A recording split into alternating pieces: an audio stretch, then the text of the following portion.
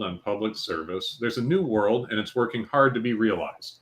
A world of affordable and renewable clean energy and optimal well being to reimagining education as lifelong learning. It's what we want, the way we want it. From around the world into our homes or offices, 24 hours a day, 365 days a year. We're the stories of improvements in the way we live and work, whether it's an emerging system for optimal health and well being, transportation as a service, smarter cities, and more purposeful arts and media that touches the heart and uplifts the spirit. Mobilize News is dedicated to a new paradigm shift that works for all the people, the planet, with moral purpose. Right now, we are excited to share with you one of our programs, The Undertow with Mark Metz. Take it away, Mark. Thank you, Jeff, and welcome to the Undertow Show. This is our second episode, and I'm glad to be here today. We've got a great guest, Eugene Wilkie, aka Rhesus Patriot, up on the Twitter. And while Rhesus is Eugene is very active in the Let's Save Democracy movement, he's also got a real history in renewable energy development, and that's why I titled this show "Sabotaging Sustainability." And one of the topics we're going to cover is, corruption in the clean energy field. And I feel like Eugene has probably got better insight to that than almost anybody out there. So, I'm going to let you take it away, Eugene. Give us a little background of where you're coming from and introduce yourself to our listeners. And I'm glad to have you here today. Thanks for making the time. Thank you, Mark. Great to be here. So I got involved actually in renewable energy in college. With solar. And, just to be real honest, it was the guy that I was buying my marijuana from. And he got busted from his meter. And so I really liked his marijuana. And I said, well, I think I can help you with that. And that was like my first little system I did. I was actually majoring in law. But it was very common back then of guys getting busted off of energy.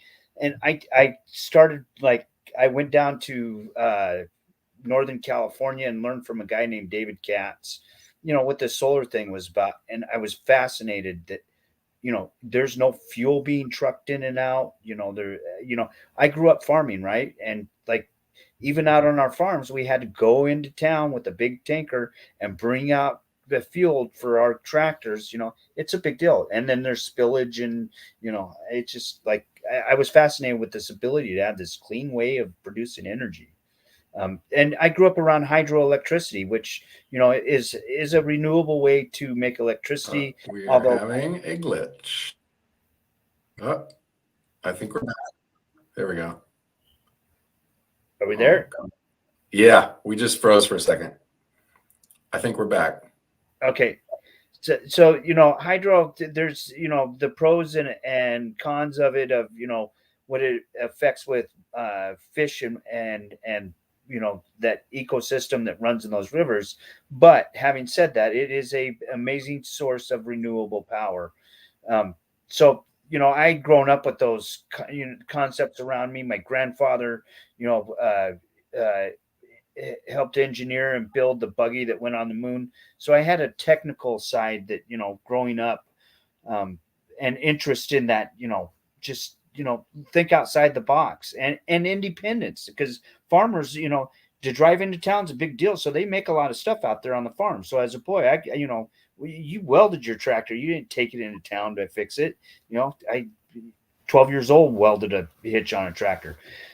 But my point is, those innovations, a guy like me, looking at the solar thing went, my God, there's a lot of potential here. But, back then, a 60-watt solar panel was $900.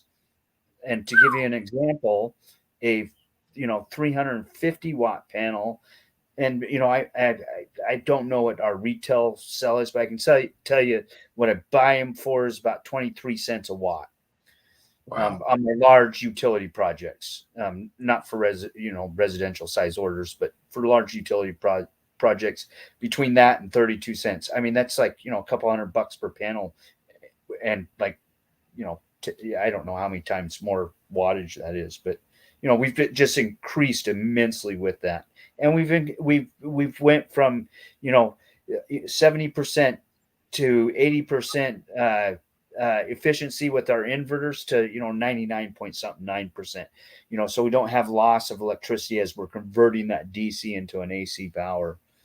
We've made a lot of huge advancements, and it's because there's been a lot of guys that came from other industries, other backgrounds in life that looked at it and just added their, what they knew from where they were coming from. But it's been a hard road because, we have this industry called energy that is completely dominated by fossil fuel that lives off of tax incentives. I mean, that's how they make their money, is off of tax incentives. That fuel is costing them money. How do you make money at $50 a barrel on oil? You don't. Right. Well, that's one of the premises of my show, and with all these conversations I do, is that, and that's why I call it the Undertow, because any progressive change, whether it's climate change, social justice, civil rights, I mean, you name it, LGBTQ, et cetera, there's this undertow, which is, the corrupt corporations, which of course in our context is going to circle back to fossil fuel, but the government players that play ball with them, that are corrupt and in bed with them, and then transnational organized crime that's infiltrating both. So, I feel like sustainable energy has probably been at the front lines of this. Well, I didn't think that we were. Sorry, I didn't mean to interrupt you. Go ahead, Mark. Go ahead. No, go ahead, please.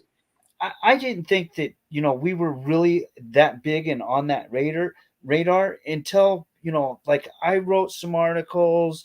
Other buddies of mine, and this was from CEO perspective. Of my company.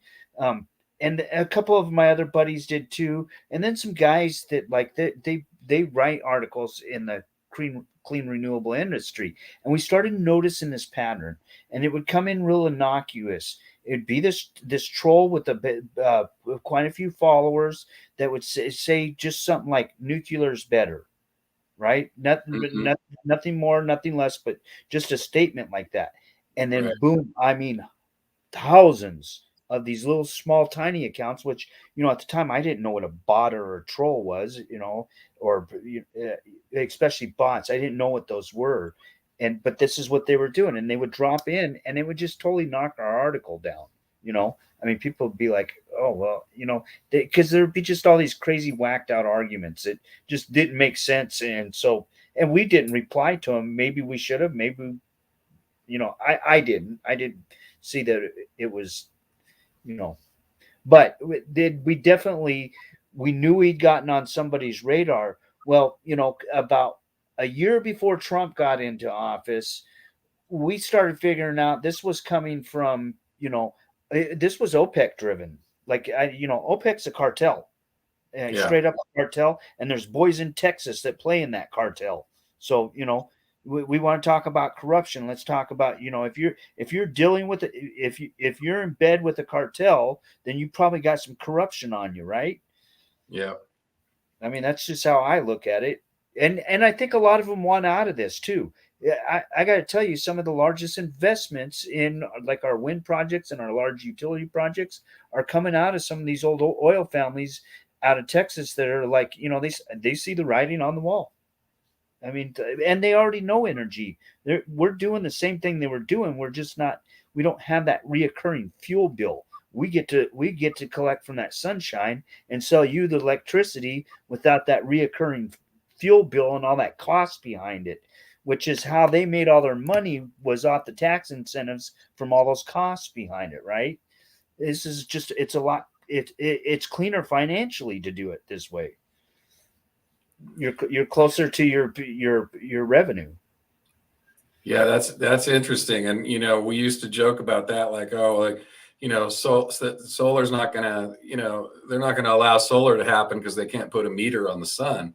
But they're starting to be able to meter it, and so you got these big players coming into it.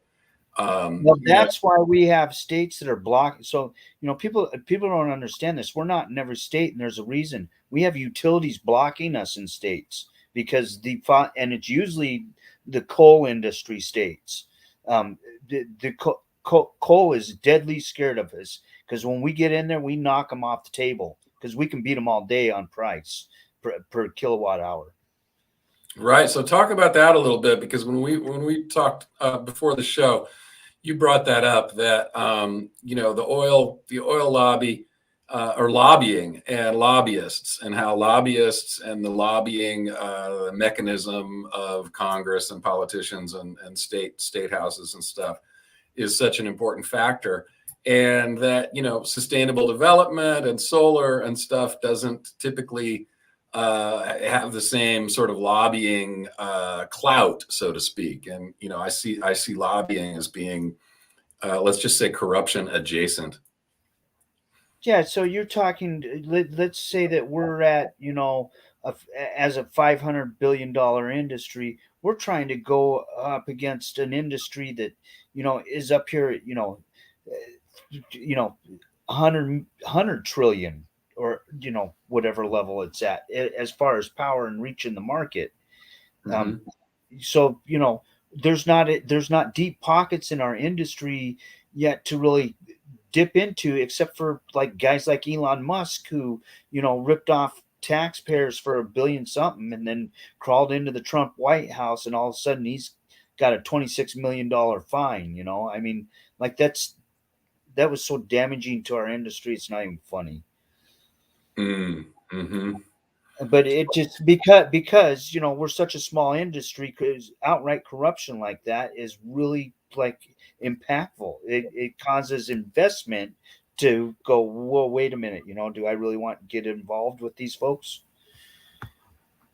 Right. No, there was a really interesting thread yesterday someone posted about how a lot of these solar, the Neuralink that Musk is doing, the space stuff, a lot of it that is these billionaire driven moonshot kind of things basically ruins it for everybody else. So, they're like, the thread was saying, you can't go into global development without, dealing with Gates. You can't go into Neuralink without, Musk is the big elephant in the room, and for instance, Theranos was the quick testing from Theranos is an example they used, and how it scared so much investment and innovation away from the field, because you've got the billionaire moonshot in the middle, and then everybody thinks, I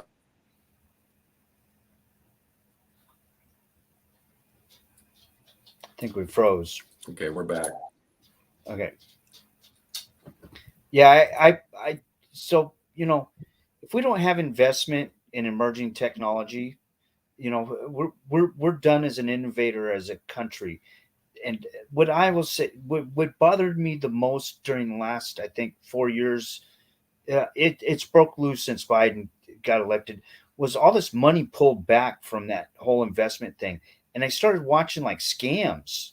Like there just was a lot of scams that happened during that time, that was taking that money that is usually, taken on a bet for, emerging industries. Because I will say this, that there has been a lot of innovations that have come out of this country in the last, let's say 15, 20 years when it comes to renewable energy.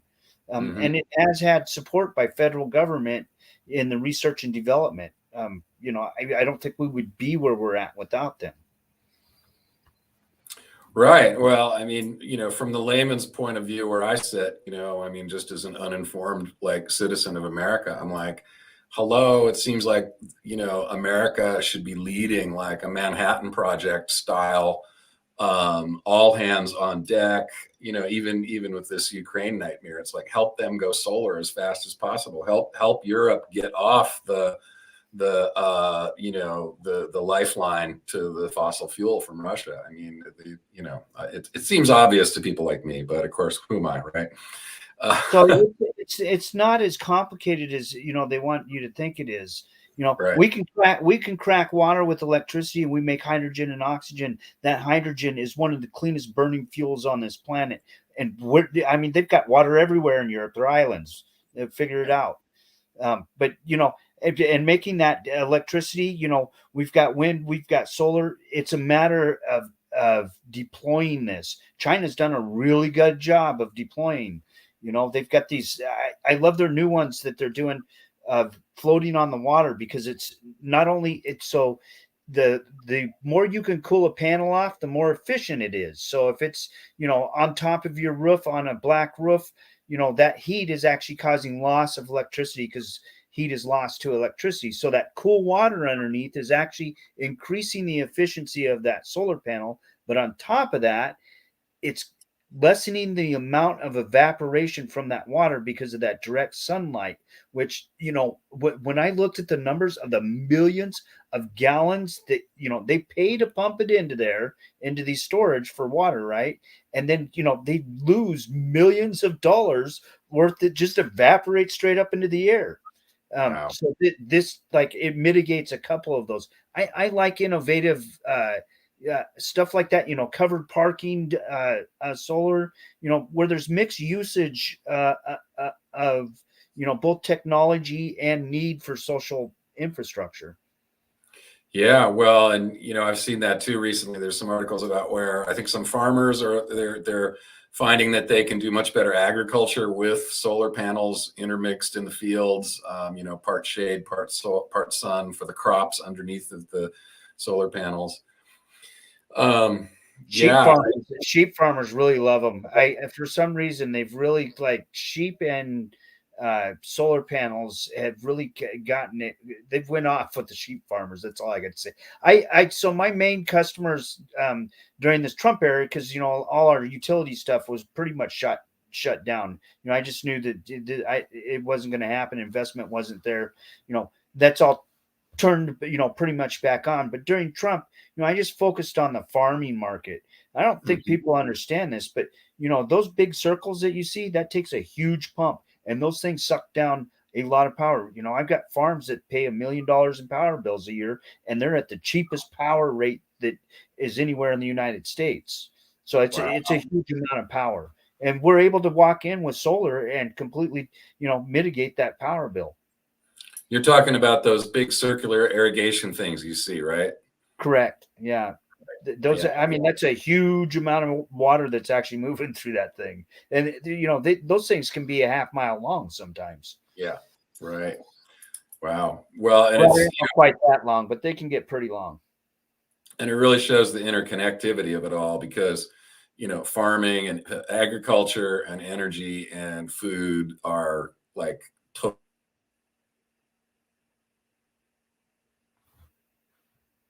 We freeze again. Looks like we're going to be back. There we are. We're back. We just glitched there for one moment. So I mean, here's a question that just came in talking about fossil fuel tax incentives. Is there a strategy, or what is the strategy to help eliminate those? Because I've often thought about that too. Why is my taxpayer dollar, some of it going to Chevron? Is there a way to pull the plug on that? I don't know. So there's a couple of them that are literally now 100 years old. Oh no! Think about that.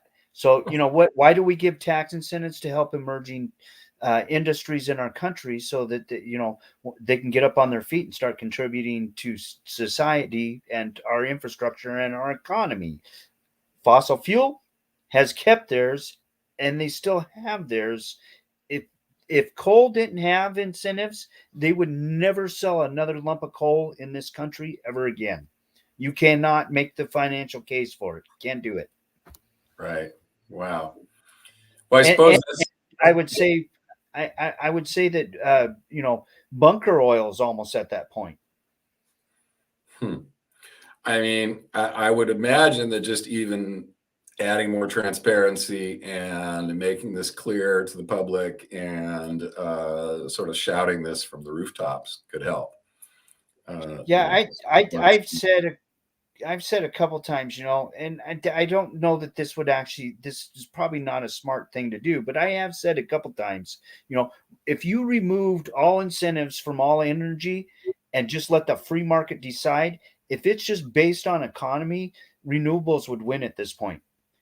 We're less costs in, and we don't have this reoccurring cost. It's not just the incentives that they're getting straight from the federal government. Understand that we have warships sitting over there in the straits that are costing us maybe even up into the $1 trillion to protect other people's oil coming out of there, so that we have a reliance on this oil, or reliable source of fossil fuel. I mean, it's insane the amount of money that we're paying. This big military expenditure that we just gave was partly so that oil can make money off of us. Right, keep the oil flowing. And boy, you just nailed a huge piece of irony right there, because the Koch brothers and the fossil fuel interests are very much aligned with the libertarian movement. And what you just described is pretty much the ultimate libertarian argument. Let the free market decide. If they were really libertarians, they would be like, okay, well, let renewables have it, right? Because they win on the merits. So that's a good point. So the biggest investment that I've seen recently was the Koch brothers into. So what you put solar panels on for ground mount systems, there's a lot of different systems. One of the best ones that I like the best, the Koch brothers just bought it. Yeah, imagine that. I mean, these guys that these are my nemesis. If there's anybody in the fossil fuel industry besides Joe Manchin that is my nemesis, it's those guys. I mean, they're just absolutely they're knuckleheads, man. Just absolute knuckleheads. They have played games all over the United States, dirtying up the United States, and it's just like I think everybody else in the energy industry cringes about these guys. Yeah. Well, so much of what happens has nothing to do with the common good, and has everything to do with enriching the people that are already raking in all the marbles. One point I've been kind of hammering on lately, and especially in these talks where we're sort of digging into what is the obstacles to progressive change. And in America we have this idea that, or maybe not an idea, but it's just been sort of the way we are in America, where it's like you don't talk politics in polite society. You small talk with the guy who's fixing your car, but you don't get into politics. We kind of leave that on the table, off the table. And we're back.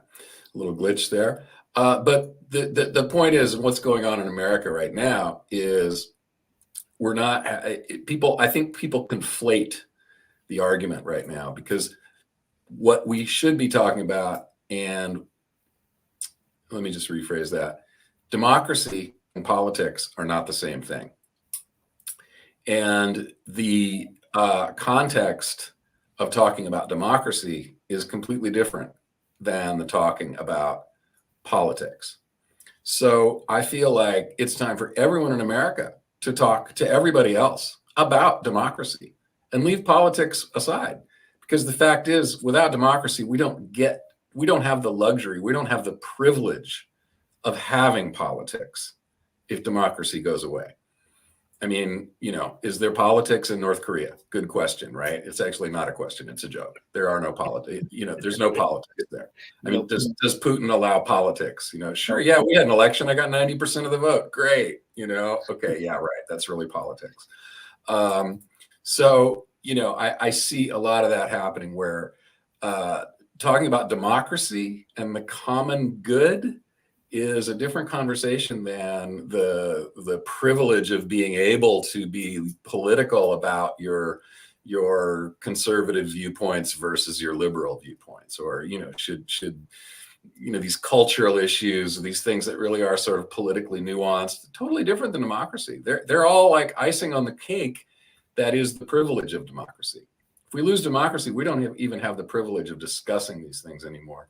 And obviously, if we lose democracy, the entrenched interests that are, like you said, the Koch brothers and the lobbyists and the corporations that are willing to play ball with corrupt leaders, they're going to call the shots, and the rest of us are just going to be like, what happened? So anyway, I know you're really active politically.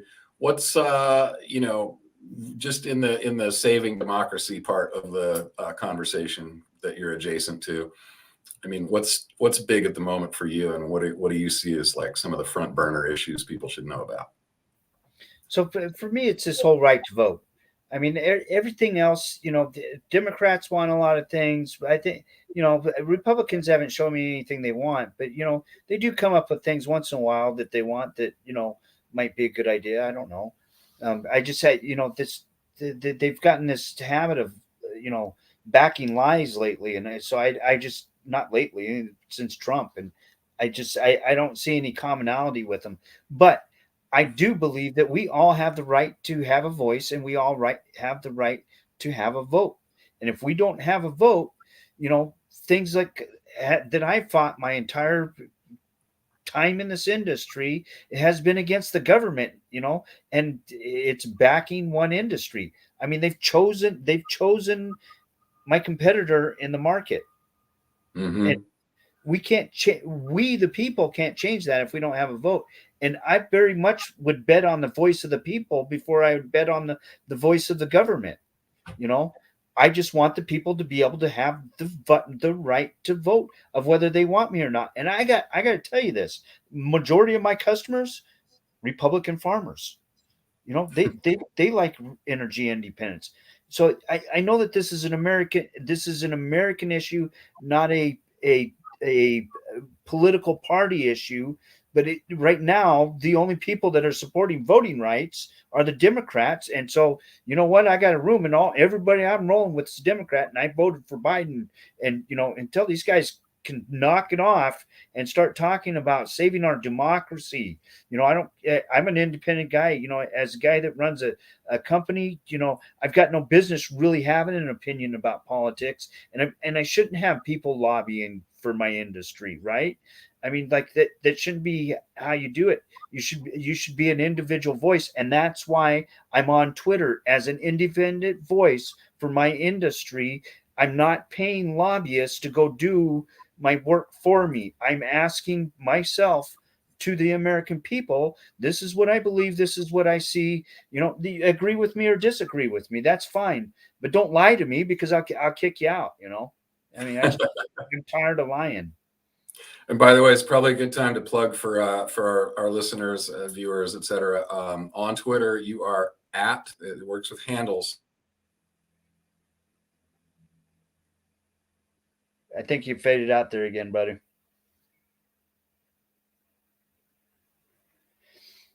Okay, I'm unfrozen.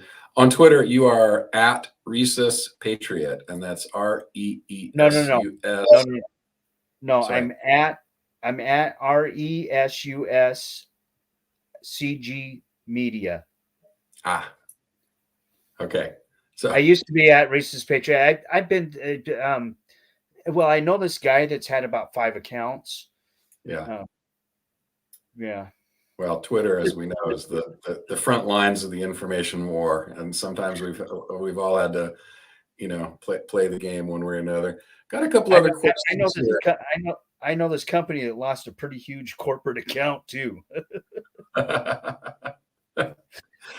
Let's see what another question here. Somebody's asking about the UN system. These COP events. What are your thoughts on that? Are they effective? Is that the way to go? Is it better than nothing, or what? I think any attention that's brought, I would say that, I don't like terrorist tactics at all from anybody. But man, if you're going to stand out there, raise your voice, bring attention to, we're at a crisis point. We've got young kids that are seeing this and are screaming at the top of their lungs, "Hey, boomers, man, don't do this to our planet. You've got control of it right now, please."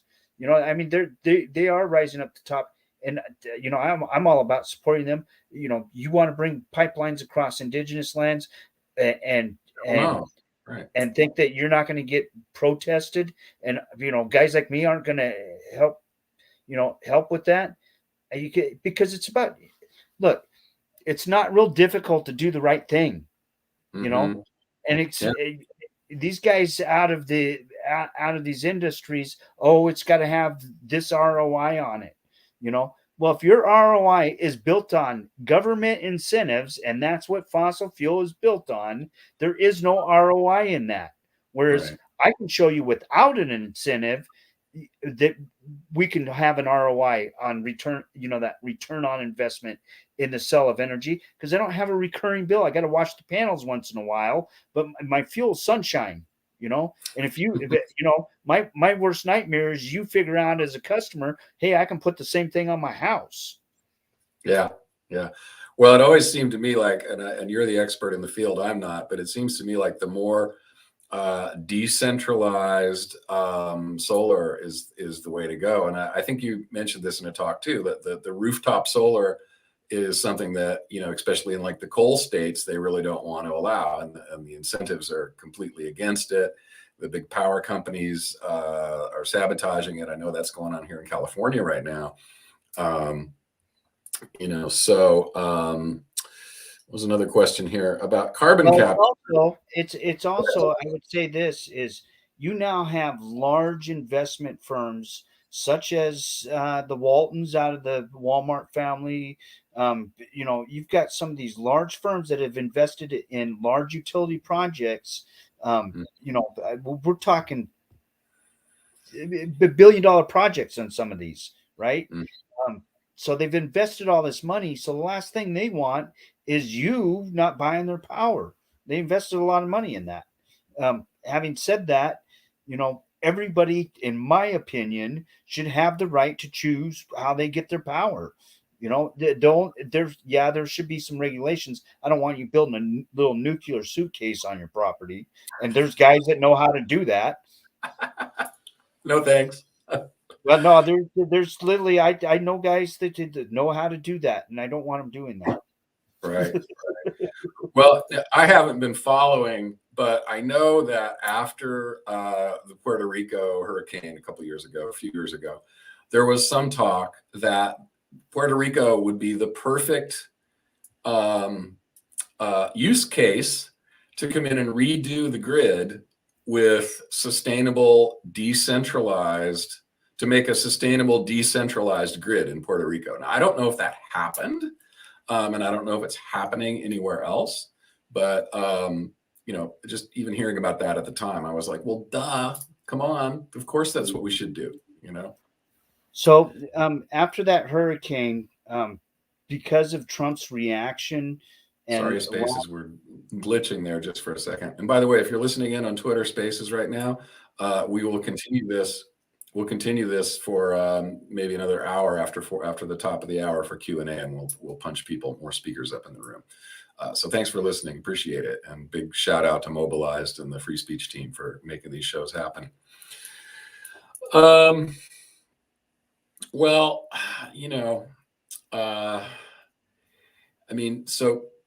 what can people do? What do you reckon the average person, be they a young renter or a older homeowner, what can they do? And actually, let's put a pin in that question for 1 second, because I just remembered a point I wanted to circle back to.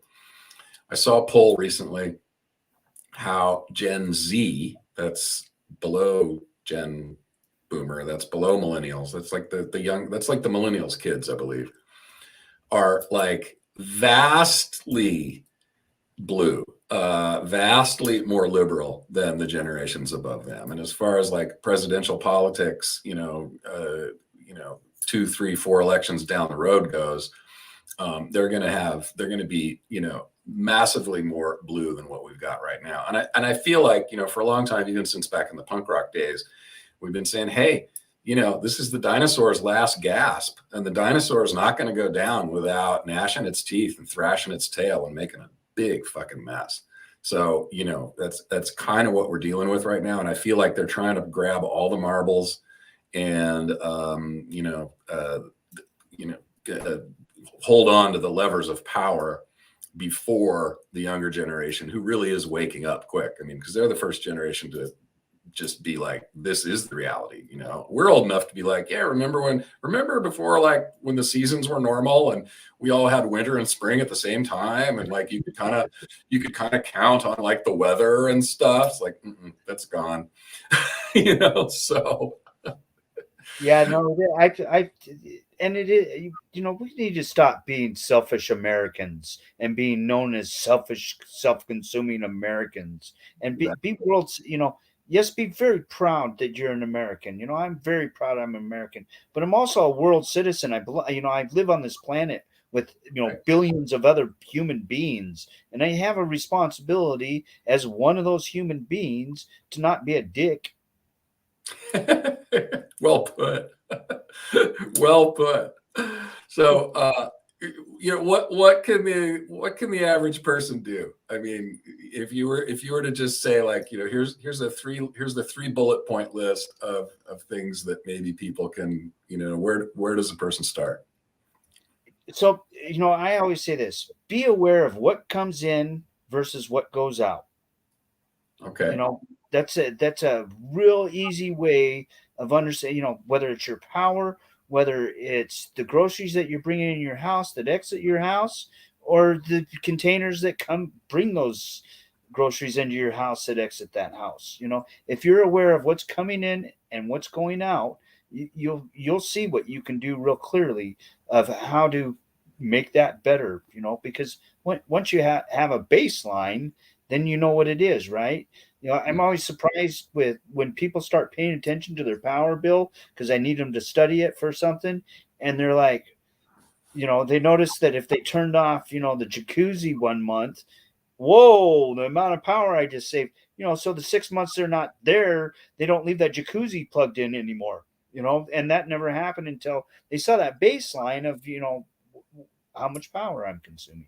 So I think that, you know, glass, you know, plastics, you know, there's a lot of different things in our lives that come in and out that, you know, are recyclable events. You know, clothing. Like if you throw clothing away, shame on you. There's so many homeless people around this world. You know, send them some clothing. I can go downtown down here, and there's some guy. You know, he's shivering with his sweatshirt. I'm pretty sure he could use any clothing that I have extra. You know, right. Yeah, but well, it makes it. What's in, what comes in, what's come out. Put awareness onto that. I mean, that's basic. That's bedrock for sure. I think the majority of humans believe this and want this. I don't. That's why I so believe in democracy, because you see places where true democracy, every vote counts, and you know you start seeing these ideas come to fruition. Medical, you know, for everybody has a right to free, you know, to a free right to medical. You know, I want to be careful of how I put that because, you know, everybody takes political connotations from, you know, universal or free or, you know, whatever. I'm not saying that, you know, Right. it's nothing's free. Well, I mean, the fact is we are the only modern, I mean, we happen to be the richest modern Western liberal democracy in the world, and we happen to not have universal health care. I mean, everywhere, every other liberal democracy in the world has universal health care of some sort or another. And we're stuck in the, you know, the dark ages with healthcare here. Doesn't make sense to me. I mean, like, so, and here's the thing: is somehow we let the 1% quit paying their taxes. How did that happen? Right? How does a guy brag about this brand new rocket he just built and hey, I'm going into space, and at the same time, well, you know, I had too much going on and I couldn't pay my taxes this year. Yeah, I didn't get a very big refund, you know.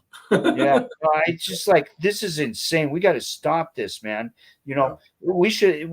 If the 1% were paying their taxes, I can guarantee just off of a couple of them, we could send every kid in this country to college that wanted to go. Remember, not every kid wants to go to college in this country. A lot of them want to go to trade schools. You know, we could open up some trade schools again. We could actually open up some trade schools again, right?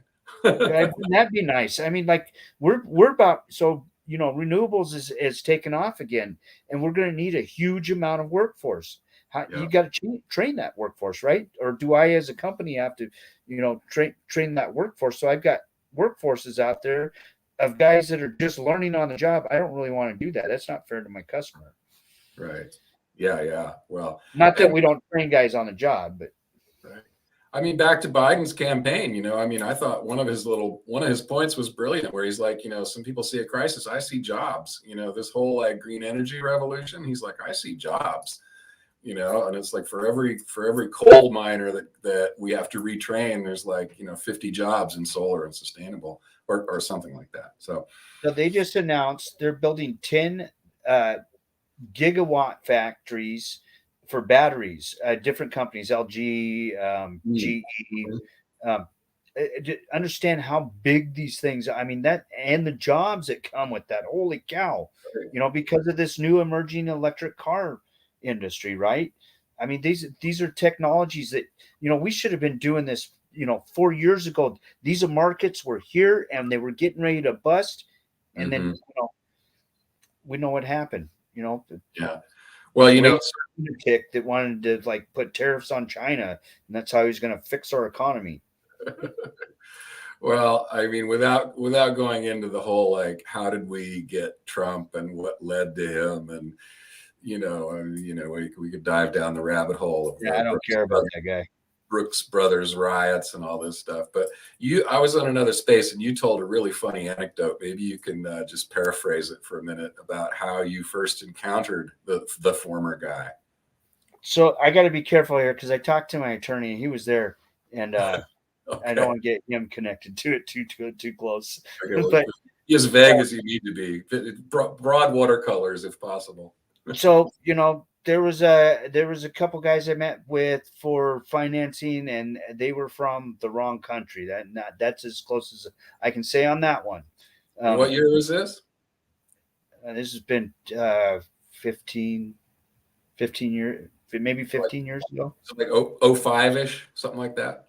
No, it was later than that. So more like 2009, 2010, I would say. Roughly. That's all right. No, the details don't matter, but the story is hilarious. So, in walks this guy with these guys that we'd refused to deal with. And this is in like a hotel in Eastern Europe or something? In Budapest. Okay. Yeah, in Budapest. So Budapest is a banking city over there. I didn't realize how old that banking I always thought, other places in the world were the centers of banking. But anyways. Yeah, Budapest is a big hub, that's for sure. Yeah. So, I was with my broker, my attorney, and my CFO, and they had their wives with them. And upper class people, right? The ladies were very much, I'm calling them ladies because they were ladies, they didn't, sophisticated. Very sophisticated. Thank you. I want to be careful because I don't want to make any woman feel like she's less than what these women were, but they were from very polite society, I guess is the way to put that. Good anyway, right. In comes this loud American. So when I first got to the hotel, there was this line of girls, and if one of them was over 14, I'll eat my shoe, man.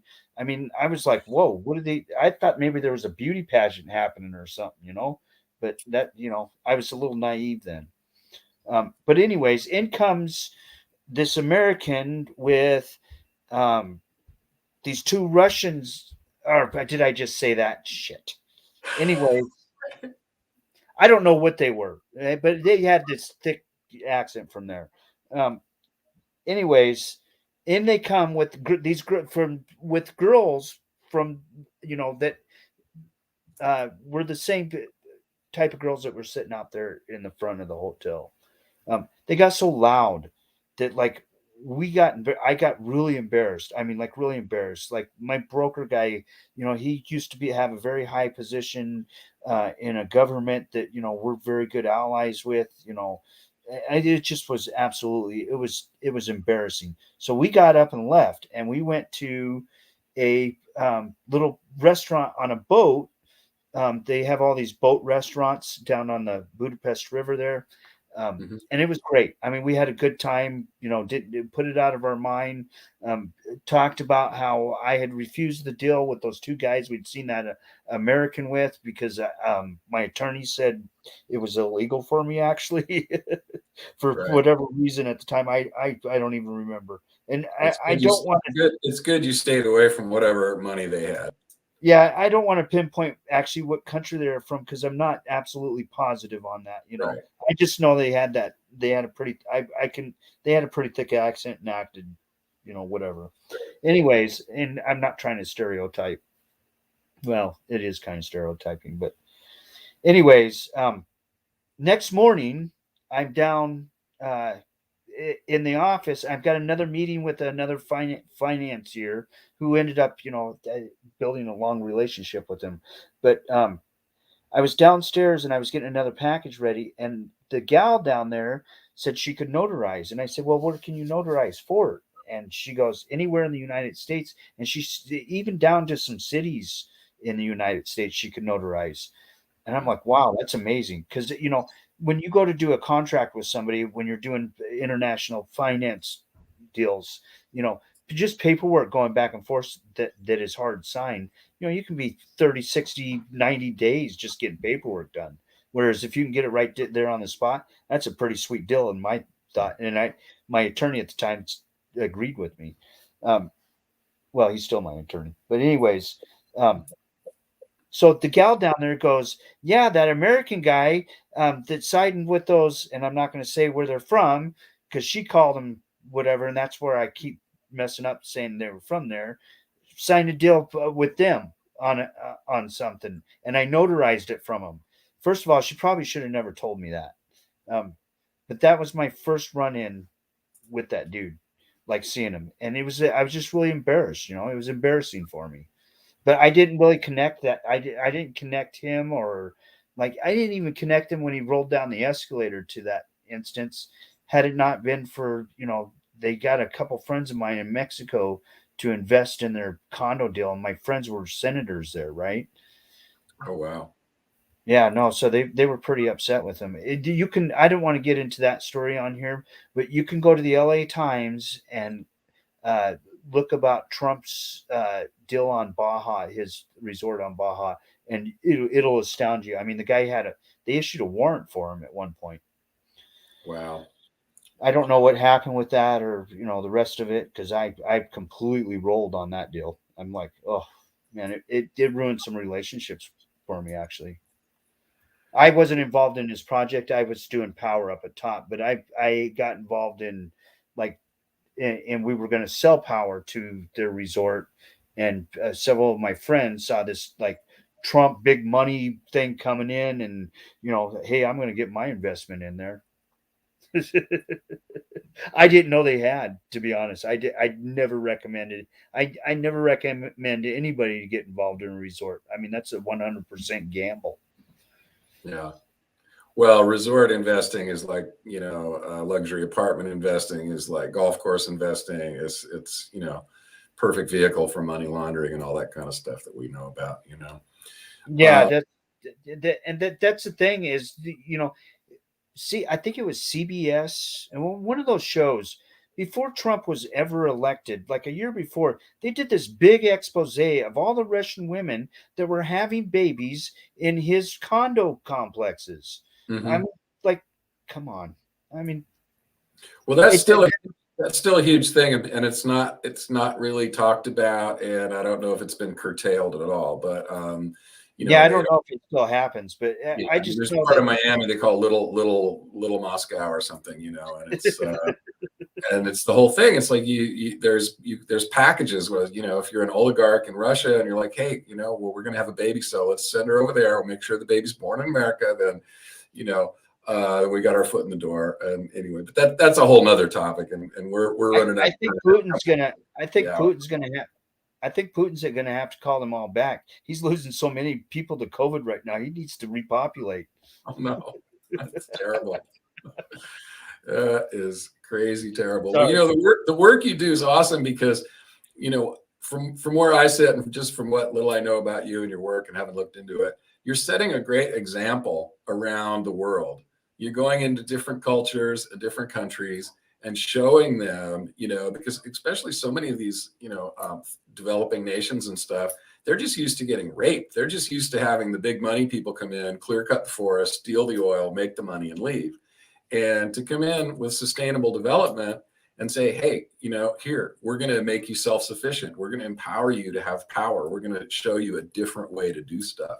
I mean, that's a huge vehicle for change right there. And I feel like you've done, a massive service everywhere where you're doing work, because it really does show a different path forward. And I think that's so exciting, and just a, real, a hat tip to you. I mean, it's great. I just really want to acknowledge that.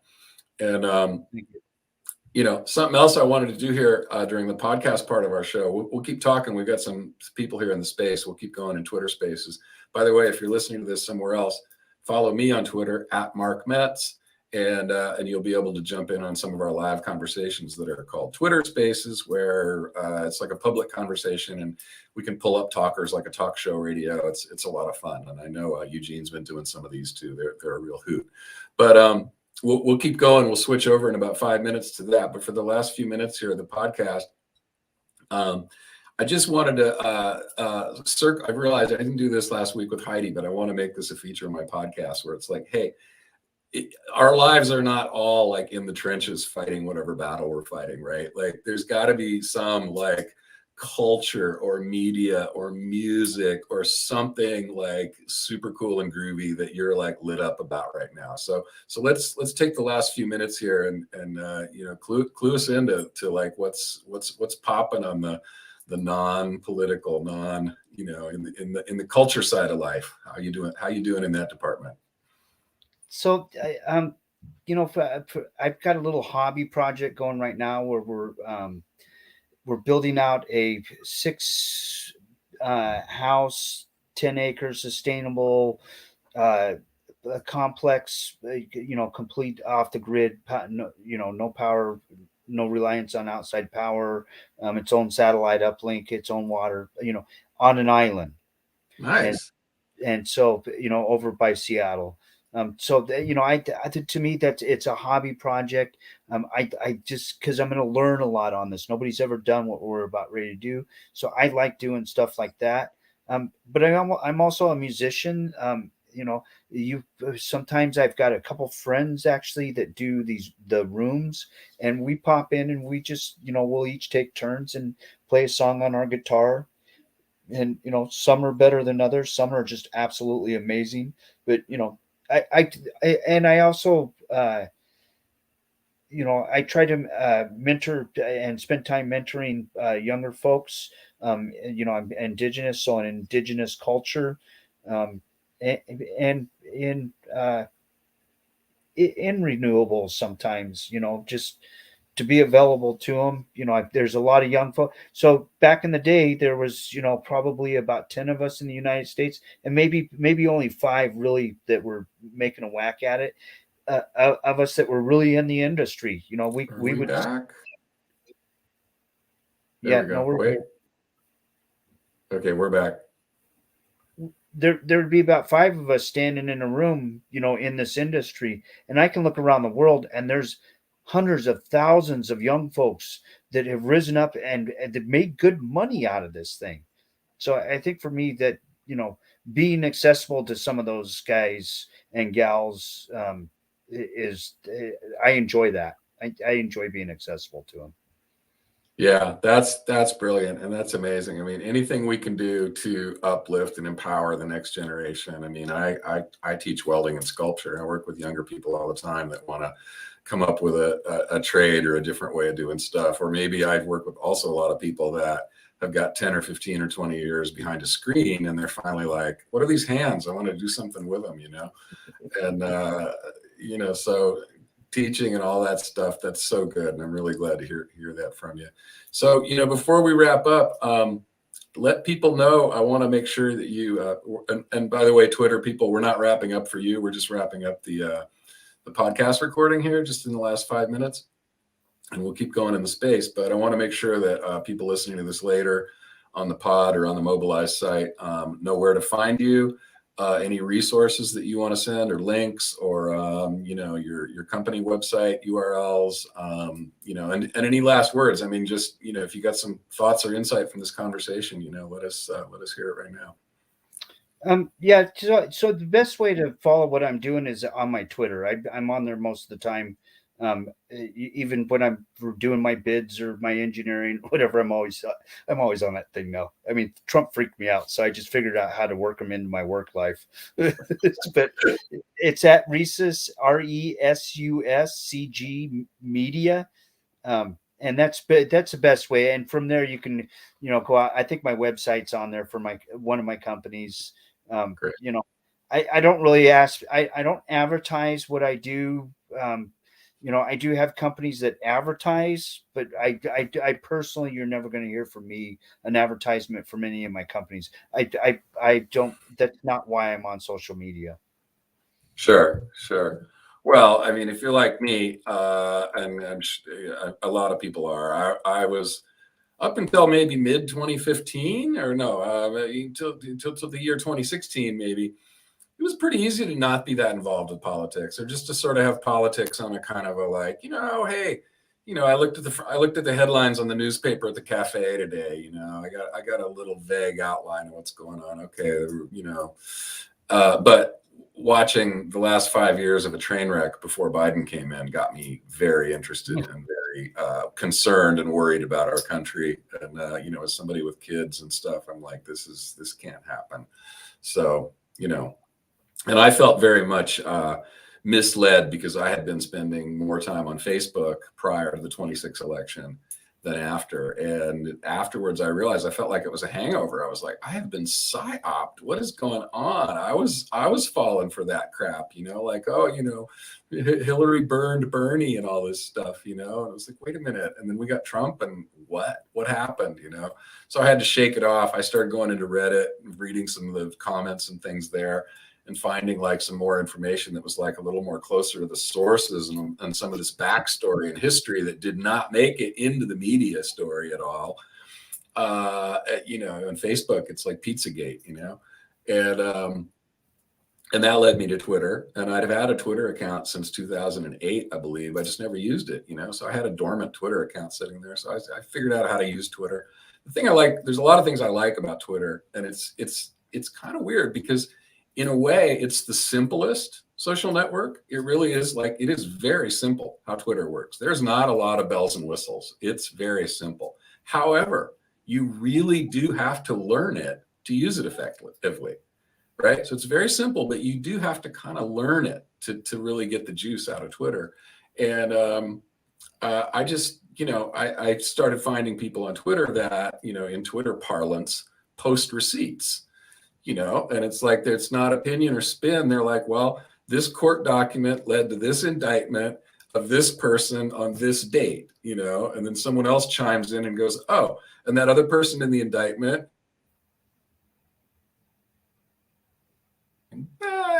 Anyway, you know how the threads evolve on Twitter. One person piles on, somebody else somewhere else says, oh, hey, did you know his brother was in business with this, let's not call him Russians criminal, whatever.